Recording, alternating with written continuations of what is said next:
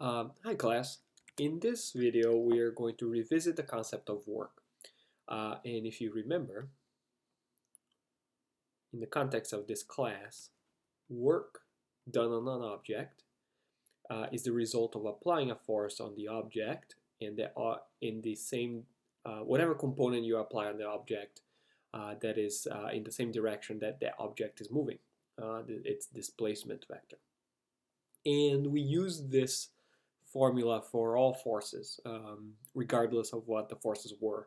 And it was this concept that allowed us to derive things like kinetic energy and kinetic energy and gravitational potential energy, right? Okay, good. However, you saw that there's a sort of a split that happens here, right? So not all forces here are made equally. So there's two, two possibilities here.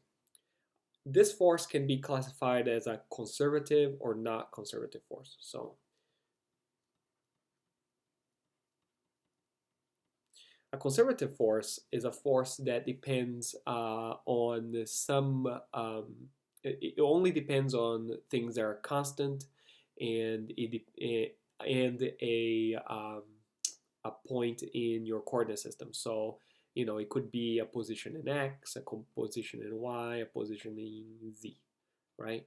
And it could be any, mix of these, okay?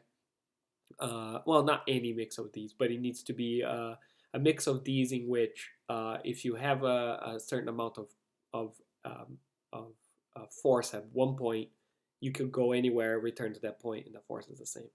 Um, anyway, you don't focus too much on what is on this definition, but do understand that the examples of conservative forces. So in this class, the one conservative force that you have seen so far is the force of gravity, Fg. That is a conservative force. Now, when a conservative force does work, you actually treat it as some potential energy. In this case, it will be gravitational potential energy. The way it enters your energy calculation, it enters as a gravitational potential energy contribution, not a work contribution.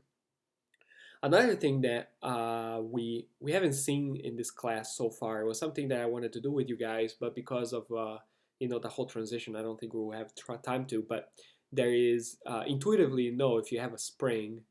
So let's say if you have a spring and you try to contract the spring sort of wants to push away at you. Also, if you take a spring and you try to sort of expand it, the spring is going to sort of try to pull your hands back, right? So whenever you feel that, that's a force, and we'll call that elastic force. Now, this elastic force here is also conservative, and this leads to a potential energy elastic. And for those of you who will take the second semester of this course, there is something called the Coulomb law, Coulomb force, due to charges. This is also a conservative force. And so if you ever do energy calculations because of a Coulomb force, they enter your energy calculation as electric potential energy. Okay?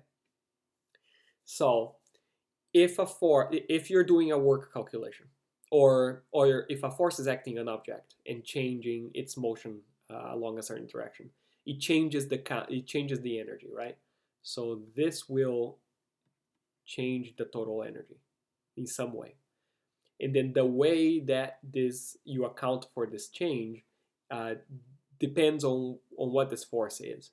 So if the force is conservative, and don't worry too much about the definition of conservative, but do remember that gravity is a conservative force, elastic force is a conservative force, and the Coulomb law is a conservative force. For those three, the work enters the energy calculation as potential energies. So it'll be gravitational potential energy, elastic potential energy, and electrical potential energy. Now,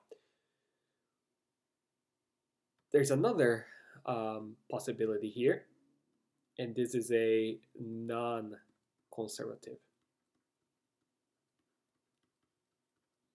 force. And these are the majority of forces. The majority of forces. So let's say an applied force. So for this one, force applied, like you know, like when someone is pushing or pulling a thing, that's an applied force. So that's non-conservative. But more importantly, in this class, this shows up all the time, is force of friction. So force of friction is not a conservative force. Every time you have a force here that is non-conservative, it will affect your change of energy. And it is those that you have to include a term on your conservation of energy that says that the work done by non-conservative forces on your object equals to the force times the distance. Okay? So to recap, this is the work equation, and it works for every force. However, and every time you do work on an object, you change its total energy. Now, if this force right here is a conservative force, it will enter your energy calculation as a potential energy. And so far, you've seen one example, which is gravitational potential energy. That was the previous video, in how this one here entered your calculations. Now, converse to that, if the force here is not conservative, which is the majority of forces, an applied force or a force of friction, you have to add an additional term to the conservation of energy, meaning the work done by non-conservative forces is this, and you have to actually carry out the calculation. So what does conservation of energy looks like now?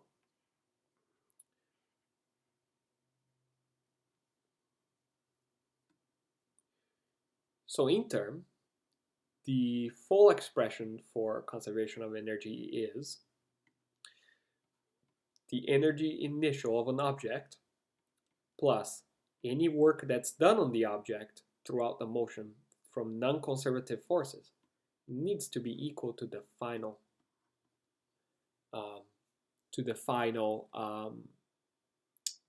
energy right there.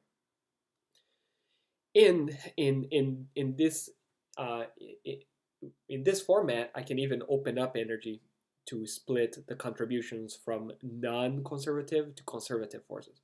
So that means that the energy initial is the kinetic energy initial plus all of the potential energies.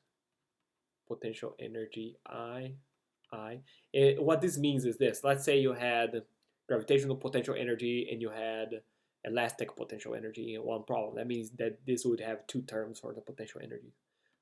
Plus the work due to the non-conservative forces need to be equal to the kinetic energy final plus the sum of all the potential energy.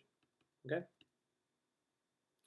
And because we do this, I'm not even going to write non-conservative anymore. Every time you see this work term showing up on a conservation of energy, you know that is done by a force I cannot turn into a potential energy. Because if that's the case, then I would have already done it. Okay, so in this class, I'm not even going to write the non-conservative. I know your book does, but it's a little redundant. So let's redo a derivation real quick that we did in the first time we talked about work.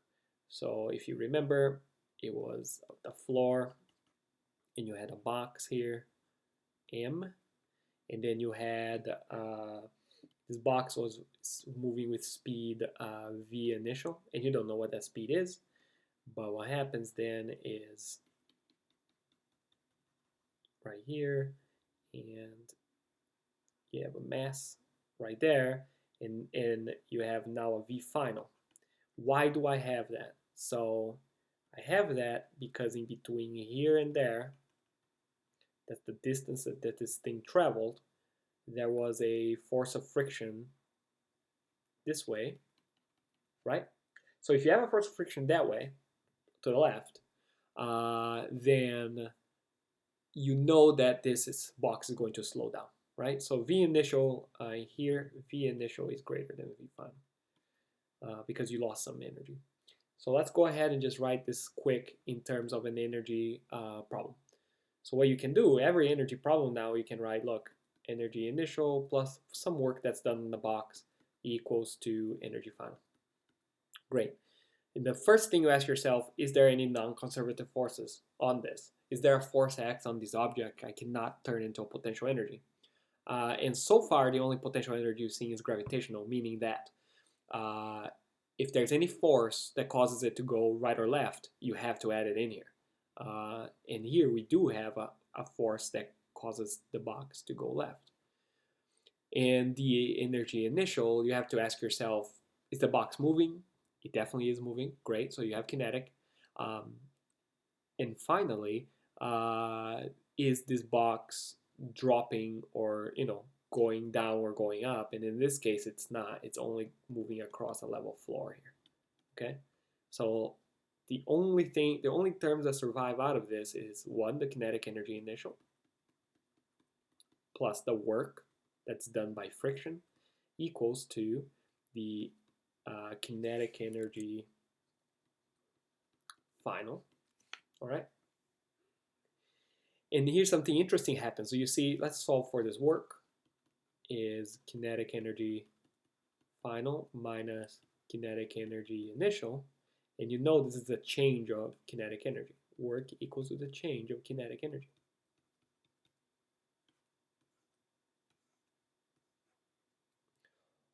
Now, this is what we started with, right? We invented work as something that contributes to the energy of a moving object, and we derived it that way. But now what I want to, the more general statement I want to make is that let's say we have potential energies involved, right? So what you can do is you can store your work as a change in total energy. And I think you all experienced this. So let me explain. So the more general term is that the work done on an object changes its total energy.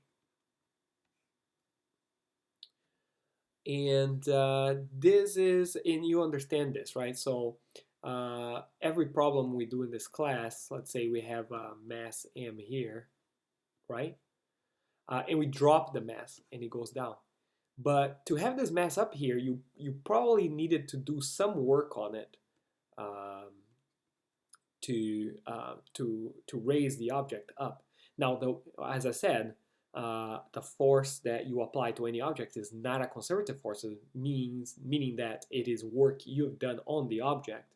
And what you've done here is, if the object was stopped here and it stopped there, what you've done is that you did work to increase the gravitational potential energy of an object. And that's one example that you can say that, look, the work is the changing, is part of it can be change of kinetic energy, but the total correct statement is that work is whatever changes the total energy of an object. Okay, so this concludes work. Now you have the full version of work. On the next video, we will talk about power, and power should conclude our energy segment. All right, have a very good day.